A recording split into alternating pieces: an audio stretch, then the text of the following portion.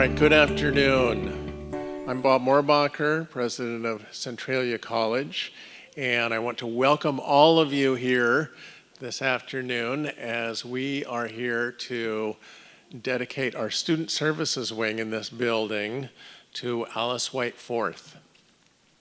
And I did not, as many of you did, have the privilege of knowing Alice, but in the year and a half that I've been here, I've had the privilege of meeting several members of the White clan, and I'm very impressed by their commitment to our community and to this college. And very happy to be able to honor Alice White Fourth. And I want you all to make sure, if you didn't get a chance yet, right up here on the second floor, if you take the elevator up, right outside the stairs there, you will see the plaque with pictures of Alice and a description of her career. So when we're done talking together here, if you haven't had a chance to do that, please go and take a look and have a look through the Student Services Wing as well. It really is very gratifying to be able to honor someone who was such a part of the college and the community. It's important that we honor our large donors. It's very important that we honor the people who spent every day of their career here serving students and working with their colleagues to fulfill the mission of the college. And certainly from all that I have heard about Alice, she did that in exemplary fashion. She has been brought up to me many, many times in the last year and a half as an example of what we expect at Centralia College. And she was both a graduate of Centralia College as well as a valued employee. So we are here with current and former Centralia College employees, with family members, with friends, to really say a little bit about Alice and her career and her contribution to the college and the community. And we have several people who'd like to talk to you about Alice. And the first person I would like to introduce is President Emeritus, Dr. Henry Kirk.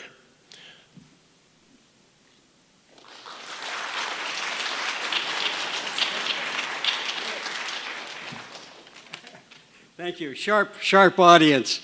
That's really terrific. Alice White Fourth. What a very special lady. A very special day to recognize her. How many of you ever met or knew Alice Fourth? I want to see your hands. How many of you heard about her? Oh, you're all included then. Well, I first met Alice Fourth in 1986 when I came to Centralia College from California. And I've worked with her in several capacities for the next 16 years. So I had a wonderful opportunity to meet. You know, when somebody comes to an institution, the people who reach out and welcome you are always remembered. And Alice was one of those kind of people. Alice reached out and helped welcome me indeed in a special way. It was in the mid-1980s when Centralia College was going through a rough time, and there was even talk of closing the institution. There was such confusion and such. And so I was asked to come as interim president because they didn't know what was going to happen.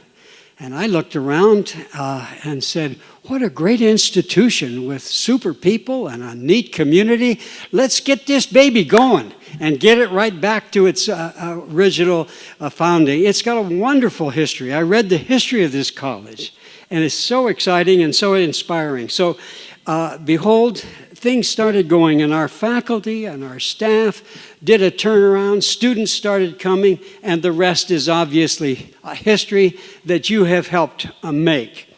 I think one of the neat things is that the college decided to focus on students, to focus on their success, because if an institution is going to succeed, it does so with its students. And so the focus has been student success, and believe me, that Alice Forth fit right in. Alice, you know, I'm wearing a tie.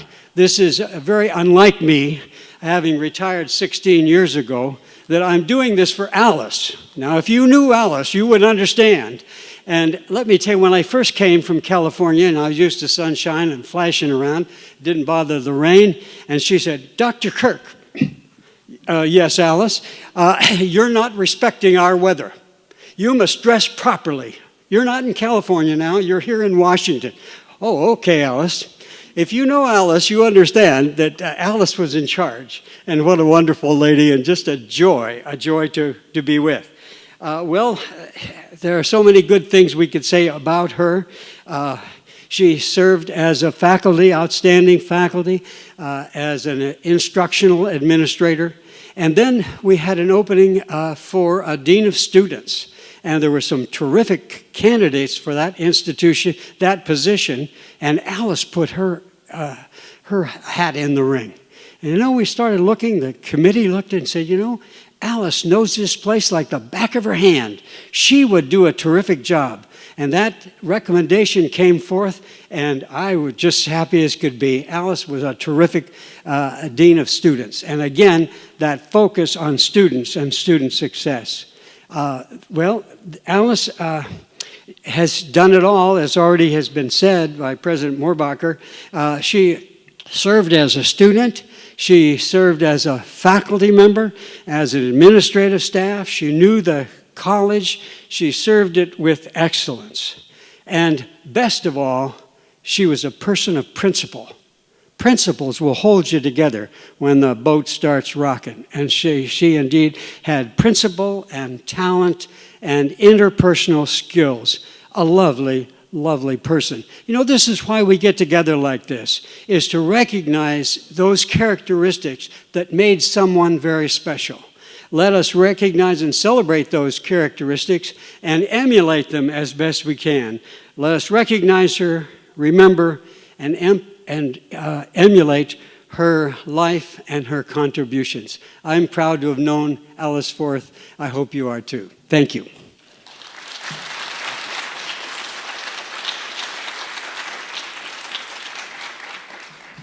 Thank you, Hank. And in addition to all of the roles that Alice played here at the college, she was involved in her community in very many ways and was a member of very many group service organizations and particularly a number of women's groups. And to talk a little bit about her contributions there, I would like to introduce Mary Metzger.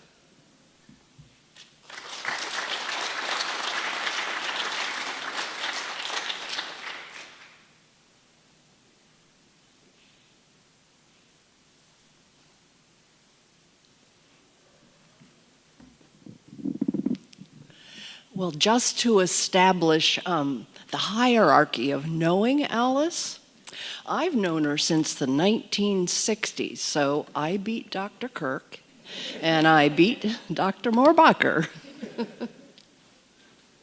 Alice Forth was a wonderful friend to many people in this community. She belonged to several women's organizations, and her friendships were interwoven through her group affiliations. She liked to keep busy and be with a wide variety of people. I asked for anecdotes about Alice from 3 organizations with which I'm familiar, so I will sprinkle them over my words to add a sparkle of Alice. She belonged to Delta Kappa Gamma, which supported teachers and education through the educational spectrum from kindergarten to college level. She was persistent in attendance and made many friends in many school districts in Lewis County. I had the privilege of teaching 4th grade beside Alice, said Jean Bloom. Yes, a high school teacher and a college teacher. We taught at Cascade Elementary School.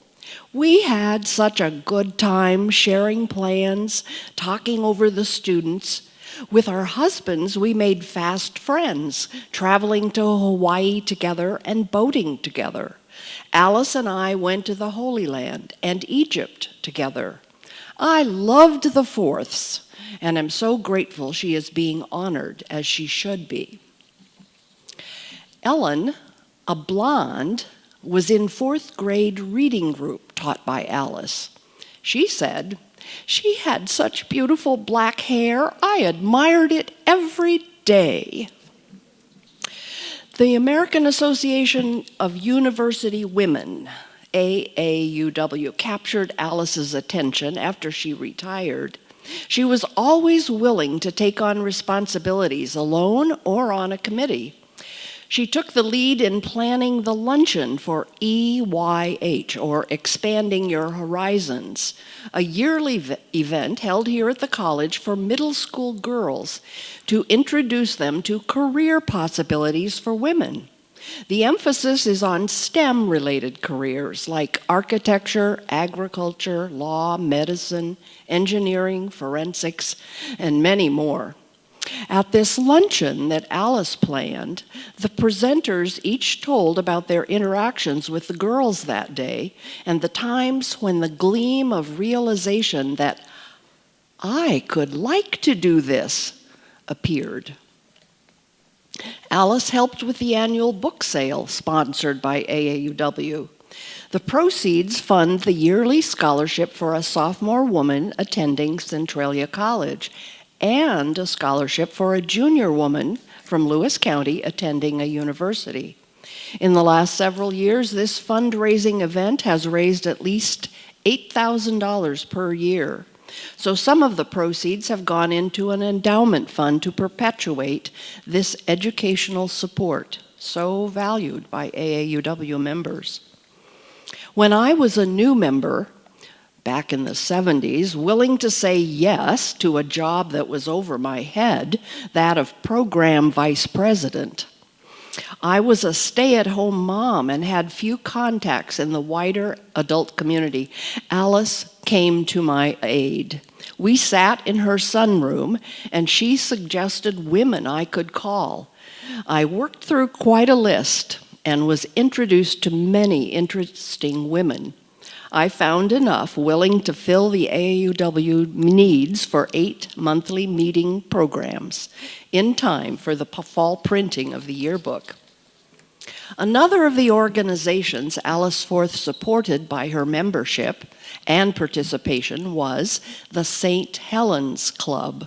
This women's organization was organized in 1895 to promote the interest of the members in literature, art, science, and the vital issues of the day.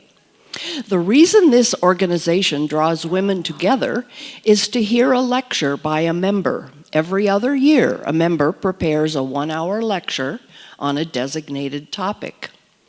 This year, for 2017-18, some of the topics are covering George Washington, the founder of Centralia, terrorism on the home front, the fall of the Berlin Wall, and Sputnik, the space race, and the computer age.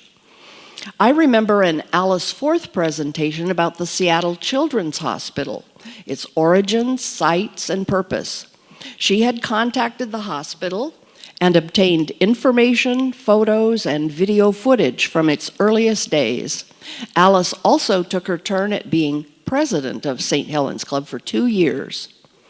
And this organization also gives a scholarship every year to a Lewis County woman pursuing a university degree. The fourth organization Alice was active in was PEO.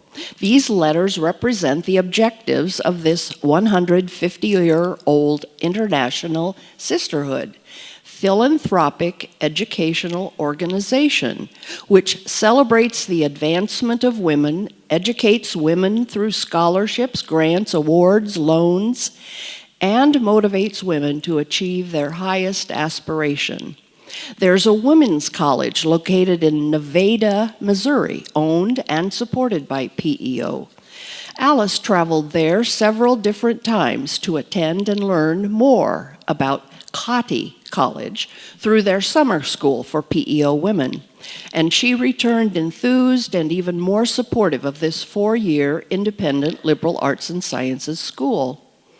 Its growth and development closely match that of Centralia College, starting in 1927 as a 2-year school and recently expanding to include 4-year degree programs. Again, Alice was willing to support and serve in various capacities in PEO. She served luncheons, attended planning and working meetings, helped with fundraising projects, and made more friends. We went to the Seattle Opera together for several years, often with a few other friends. We had to leave Chehalis by 3 p.m. to ensure we could arrive, park, and scurry to the pre-opera lecture, which began at 6. The speakers always presented interesting facts, ideas, music samples, or history to assist in understanding that night's production. Then we hurried upstairs for a very quick meal before being called by the warning bell that we had 10 minutes to get to our seats in the balcony. Alice was always a pleasant and interesting companion and willing to try most anything at least once. Alice was always willing for a new adventure. All it took was, "Hi, Alice, how would you like to?" And whatever it was, she was ready to go. Sightseeing, shopping, biking, trying new foods, traveling to a new country. Did you know Alice was a member of the 7 Continents Club? She had traveled to all 7 continents. And she inspired 3 of her nephews to also aspire to the same level of achievement. But she was number 1. You know why? They pushed her off the boat first, so she touched the land before they did. Judy told me from her trip to Chile, Alice brought back a penguin to me. It sits on my lazy Susan, and as it spins, I am reminded of Alice. Alice Forth was a very precise woman. You would have known that if you had been in her typing class. If you noticed how carefully she presented herself as a professional woman, with hair and clothing so stylishly prepared. If you listened to her voice on her answering machine. And another friend and teacher here told me about crossing the campus with Alice. You know, many people, adults and students, in their hurry to get to their destination, take shortcuts across the grass. Not so for Alice Forth. She always stayed on the sidewalk, as Ann discovered one day when they were visiting as they traveled from one building to another, and Ann set off alone on the shortcut across the lawn. Alice still had plans in her head for reviving a delightful pastime for Chehalis from another century. She wanted to create a salon at her home. A salon was an assembly of guests in a drawing room. A century ago, she was going to invite an interesting speaker, provide a delightful tea service, and she knew just the young woman who could do that and prepare everything. It would be a gathering of thinkers, artists, readers, and just friends who would enjoy the gathering, listening to new ideas and discussing them with each other. Alice Forth was just the one to create the right atmosphere and be the right hostess. Gordon Adland, who was Saturday's child for the Chronicle for many, many years, so ably wrote in 2012, Alice Forth, whose dignity and graciousness warmed us during her many years as a student, teacher, and administrator at Centralia College, and who was one of the early recipients of the Margaret Corbett Scholarship, is the lovely lady we will miss most. And I think Jenny Kirk said it so very well. We remember her fondly and with great admiration. It is so fitting that the Student Services Arena is being named in her honor.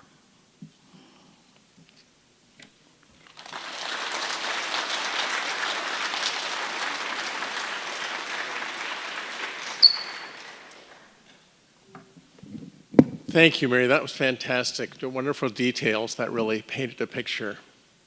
And next, I would like to introduce someone who's a very active member of our college community. When I got here a little over a year ago, David White came to my office, and he came in to sit down, and he had no agenda, he had no axe to grind.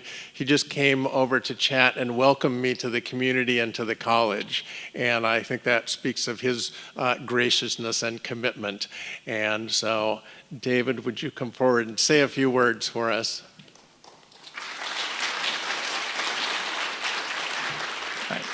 Thank you, all of you. Thank you very much. I knew Alice before 1960. Some of you, but yeah, okay, some of you know too much. When you get a chance, just as Dr. Moorbacker and others were saying, make sure that you use the elevator or the stairs and go up and look at the entrance to the student services area. It is so gratifying. It says Alice White, 4th Student Services, right above the door. And the plaque that they were mentioning is on the wall, and it's going to be there for students to see for a long time. And that's pretty cool. I want to share with you what the plaque says. In fact, actually, if some of you would like to have some of this information at some point, let me know, and we would make arrangements to get it to you.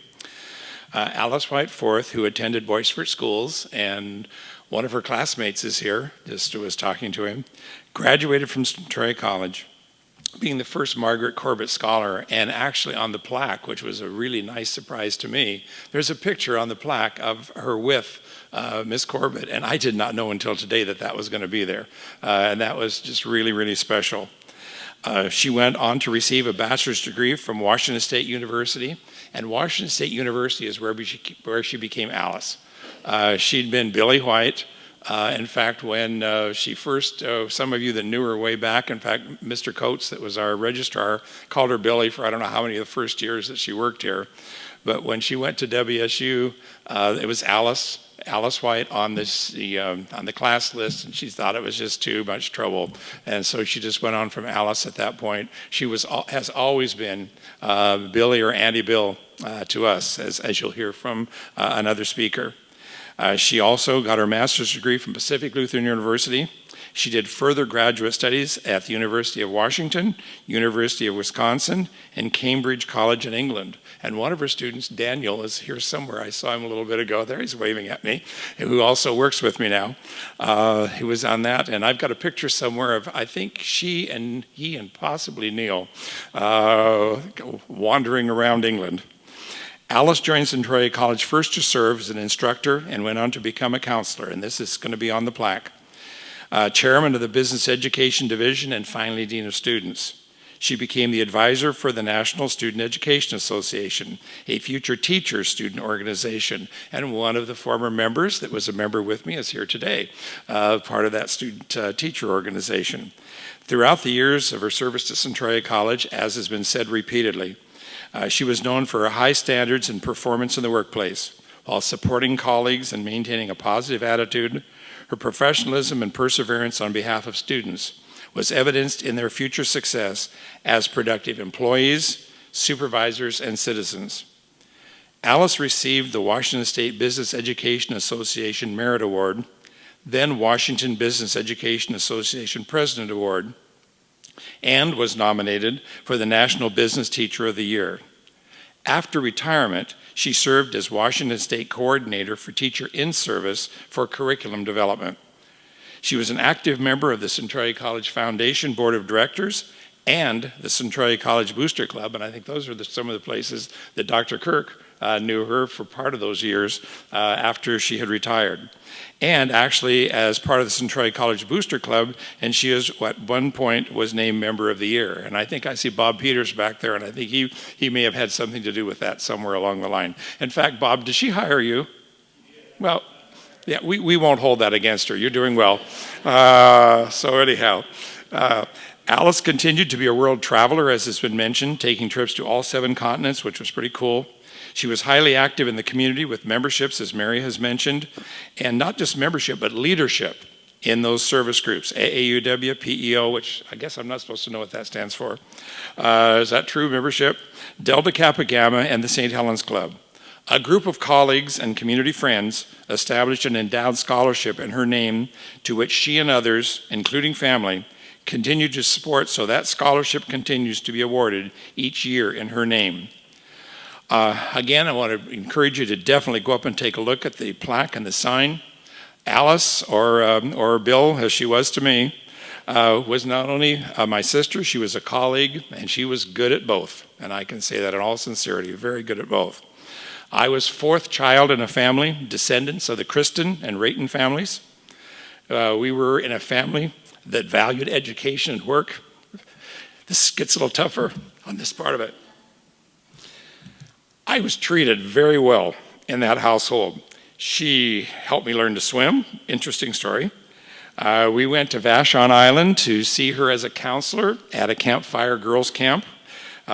We visited her at Mitchell Peak east of Woodland on a fire lookout. I mean, there were so many different things that happened where she got into things and gave us additional experiences. She helped me prepare my high school graduation speech. And it was this will date me, it was to a relatively unknown John Kennedy that I remember she helped me make a reference because she thought that'd be a good one to reference.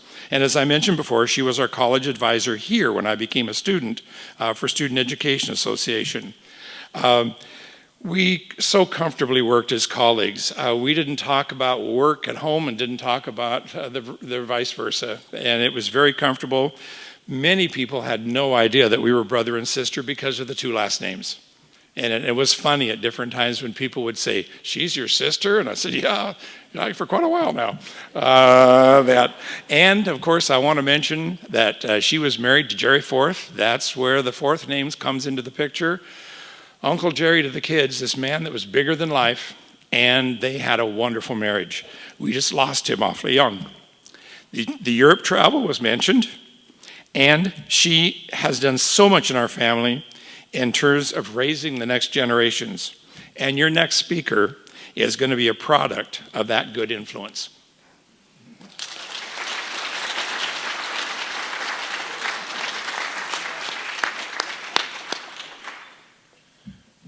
Thank you, David. That was lovely. And indeed, we have now another member of the family, Alice's great nephew, yes, Kyle White. Come on up.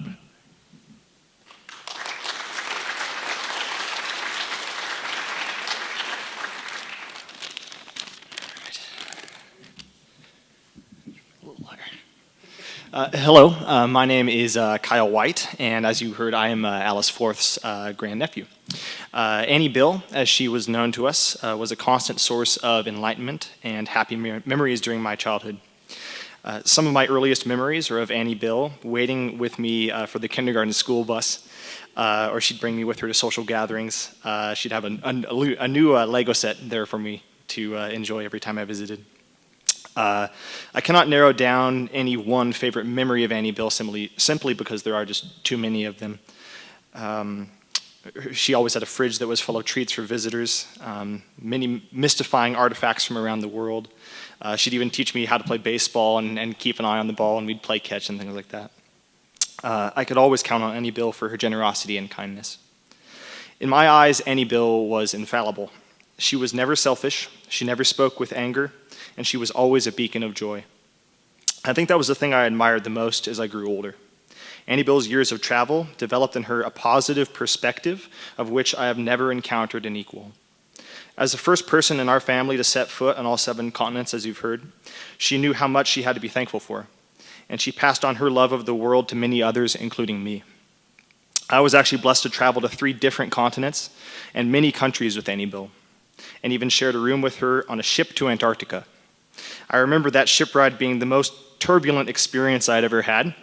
Yet amidst the chaos of people being swept off their feet and motion sickness, there was Annie Bill, head held high despite all the craziness going on around her. Her optimism and strength has been a true inspiration, and I will carry her lessons with me for the rest of my life.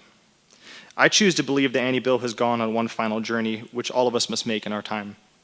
In the meantime, I plan on following in her footsteps and making the most of my life, just as she has taught me to do. On behalf of the family, I would like to thank the college for recognizing the contributions of this fine lady. Thank you.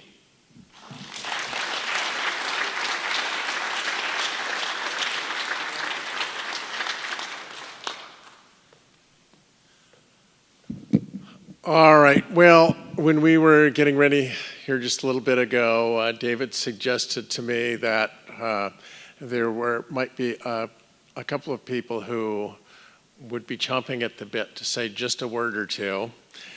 He cautioned me. He said, "You never know what happens when you pass the microphone to someone." But if there are a couple of you who would like to say something at this point, I could bring the microphone to you. Any takers?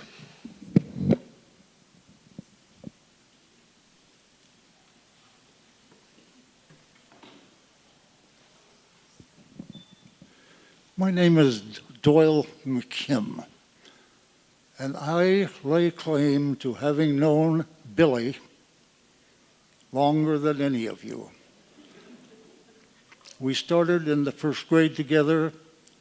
We graduated together, where she spoke as valedictorian for our class. My first impression of her was that she was well dressed. I heard someone here speak of her sense of fashion. She started it with the first grade. She always was beautiful. And I remember that I was so impressed that one day she was standing on the school steps and I kissed her on the cheek. I think she was more surprised than anything. I don't even know that she ever remembered it, but I did. Throughout school, she was always at the top of her class with her grades. I find it very difficult to call her Alice Marie. She was Billy. Her father was a logger who loved her very much, but he called her Billy. It carried on.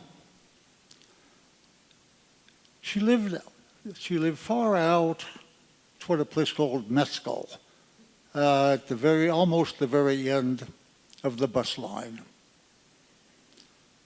And she rode in with someone who lived close to her, Jerry Forth, who became her husband. And I think he called her Billy at that time, so it just spread. She was Billy, and that was that. We shared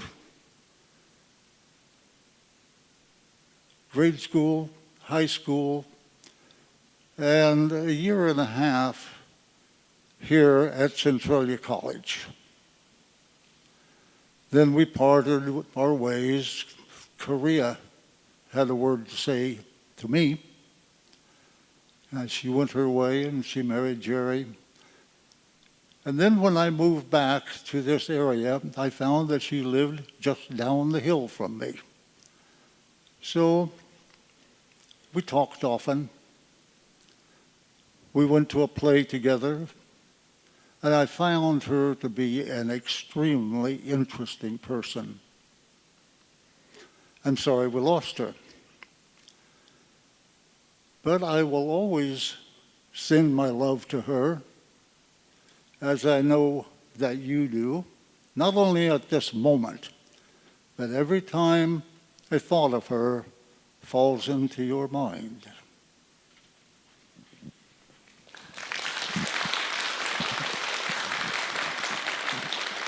Thank you. Anyone else want to add anything before we adjourn? Right here, okay.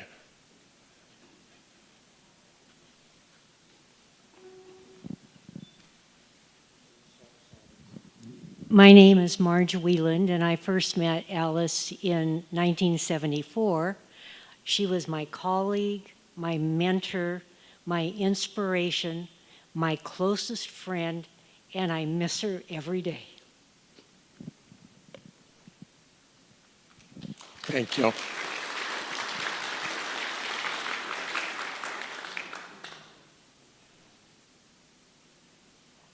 All right, any others?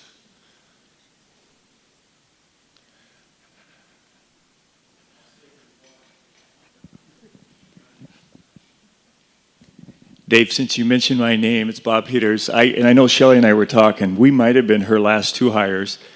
And I bless her every day for one of the biggest things she did to me, and I share this as a human resource people are there, is we did an interview at lunch at the Keg and I don't want to say that that was a bad thing, but we did that. She asked me two questions, actually said two things to me. Are you ready for this job? And of course, being a young whippersnapper, I said yes. And then she said, well, the job is yours. And as I sit and think about all the interview committees I sat on over the years and think about how crazy it is, I bless her for making that the best interview of my life and thanking her for that. So Alice, you're up there. I do thank you. I'm sorry I don't have my tie on. We actually came together in 1986, and I remember that. But she hired me the athletic director in 91, and here I stand still and couldn't name a place after a better woman, better lady. Wonderful person. So to the family, what a wonderful deal for her, and I'm excited about that. So Janet, there's my story. I got hired over lunch at the Keg and I, which those of you that have been around, it was a great place to eat and it was a great place to get a job.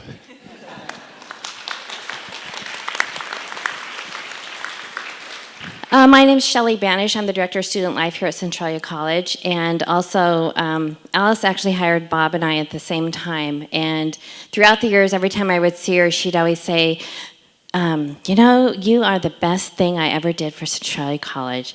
And that always made me feel really good. And she always said that about Bob and I. And so, yeah, blame her if we screw up. But I, again, thank her for that because it's been a wonderful time here at Centralia College and it wouldn't have happened without her. And I really appreciate that.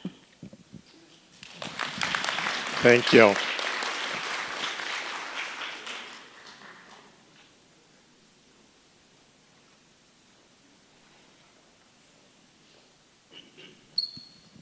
Hi, I'm Chris Sleeper, and I had the pleasure of knowing Alice in different roles. I had her as a teacher in business writing, and boy, is she a tough one. She just pushes you to the limits. I'm a math person. I like numbers, so that was very difficult for me, and I learned a lot from her. She's very professional, and she's a wonderful teacher. Then I had the pleasure, when she became the Dean of Students, she hired me as her administrative assistant, and that was the wonderful role to play. She's such a role model to follow. Her heart was always with the students. She's so optimistic with the world, because it was a difficult time during that time. She was the dean, so she was always optimistic, always thought wonderful things, always thought about the students. And then after I left the college to go to another higher ed institute there, I got to continue my friendship with her as a friend, and at least was very blessed to be able to go out to see her at least once a year out at her home. And I miss her dearly. She was a wonderful lady.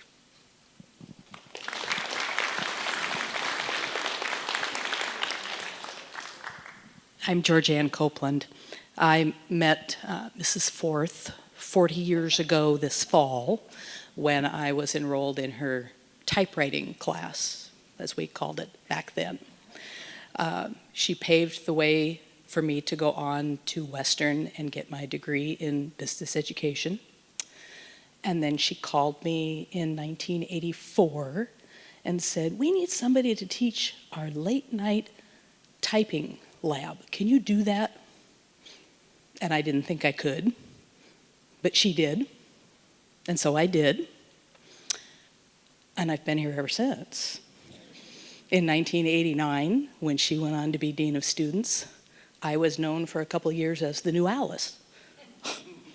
Not a bad thing to be known as. As a student, we always wondered, could she be rattled? But no one ever had the guts to try. So we didn't. And I still hear Alice every so often. Spring of 2016, I took over the role of carrying the mace at commencement because somebody who really is the most senior faculty member won't do it.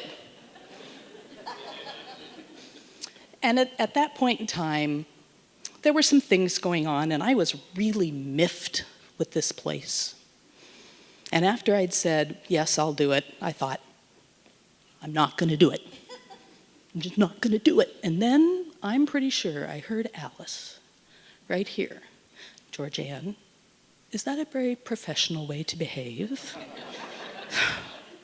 No, I'll do it.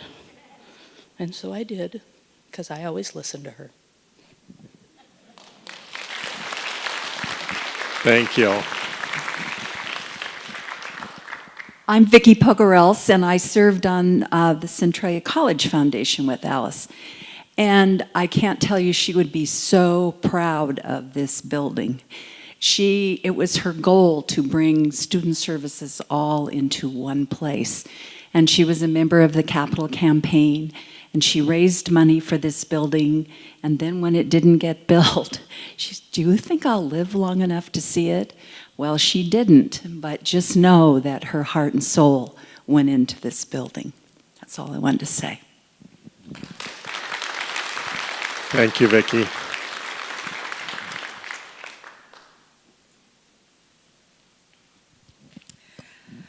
My name is Marie Kaiser. I just want to add a little fashion note. Fashion was something I was always watching, and I started first grade with David, and I was already on the bus when Billy would get on the bus in the morning, and she'd sit with Jerry, her future husband, and I always noticed it was the days of bobby socks and saddle shoes, and she wore nylons under her bobby socks. Now, did you know that, Judy? Where did he go? Thank you.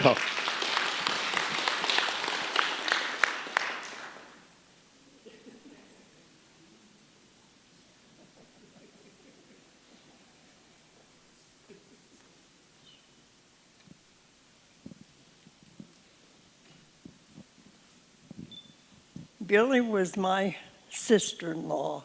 I met her in 1950, so maybe I'm up with David. Anyway, we had a loving relationship all through the time and when her and Jerry got married, and then the different schools she went to and the family gatherings. I cherish Billy as my sister-in-law.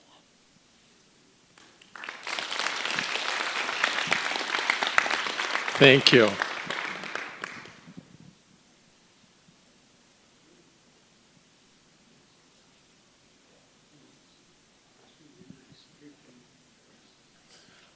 All right, well, it's clear from all of the testimony here what an impact Alice had on her community, the college, and all of you.